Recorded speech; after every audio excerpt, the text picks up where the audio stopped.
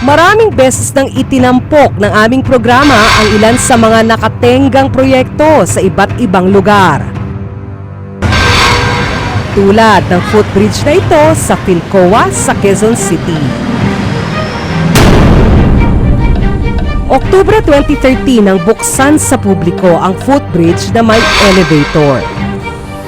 Ito ang ipinalit ng Department of Public Works and Highways o DPWH sa luma at sementadong overpass dito. Halos 30 milyong piso ang gastos sa paggawa ng ganitong disenyo ng footbridge ayon sa DPWH. Mahigit 3 milyong piso rito ang ginamit para sa 2 elevator. Pondo para sa linya ng kuryente raw ang naging problema, kaya't hindi agad na i-turn over ang footbridge sa lokal na pamahalaan ng Quezon City. Mayroon pang hinihintay silang kung yung mga permits. May permits pa kasi yung elevator. Tapos yung mga electrical connection na ikinukuha nila sa Meralco, hindi pa nabibigyan ng electrical permit nata. Ayon sa Quezon City Department of Engineering and Public Works, Oktubre 2016 na nang i-turn over ang footbridge sa lokal na pamahalaan. Sinimula na rin daw paganahin ang elevator sa Philcoa footbridge noong nakaraang buwan. Gumagana ng manlifter natin Philcoa, tapos yung sa AIT, Techno Hub, then Mindanao, yun sa malapit sa Mindanao Congressional Avenue, yun, na i-turn over na rin sa city. Yung the rest na ibang mga may manlifter, ongoing pang ginagawa ng DPWH. Pero nang binalikan namin ito, hindi pa rin gumagana ang magkabilang elevator. Hunyo 2016 naman nang itampok namin ang G. Perfecto High School sa Tondo, Maynila.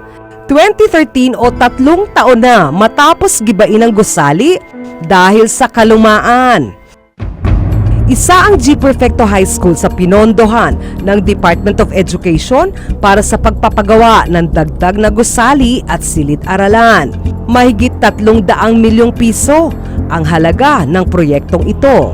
AM Oreta and Company Incorporated ang kontraktor, isang kumpanyang rehistrado sa Securities and Exchange Commission.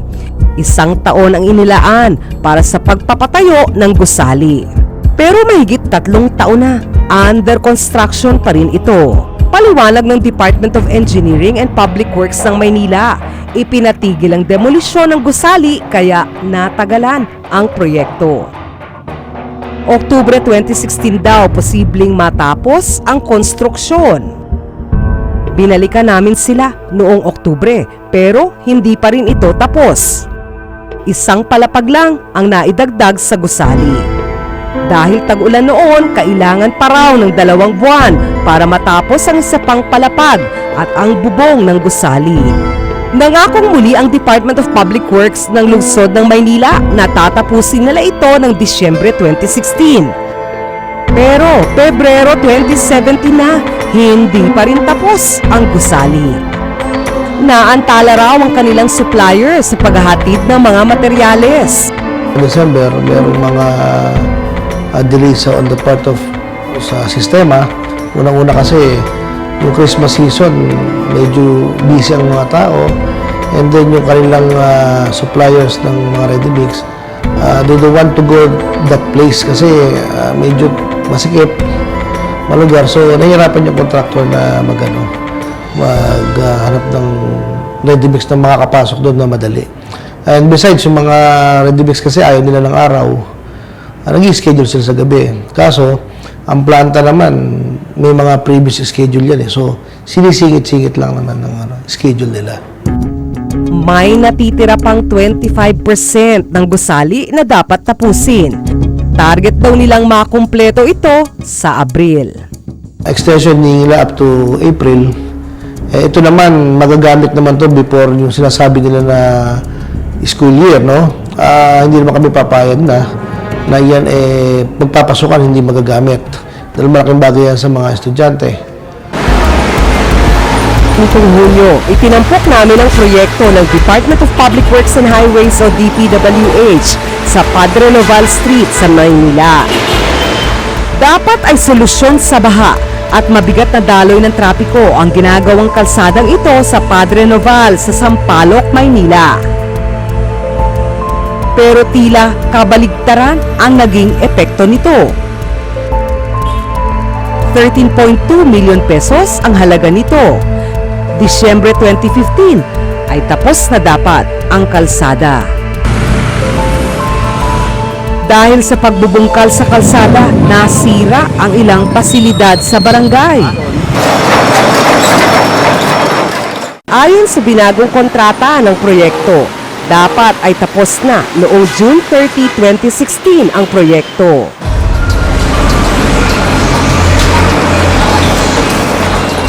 Pero malabo itong mangyari dahil 13.5% pa lamang ng proyekto ang natatapos.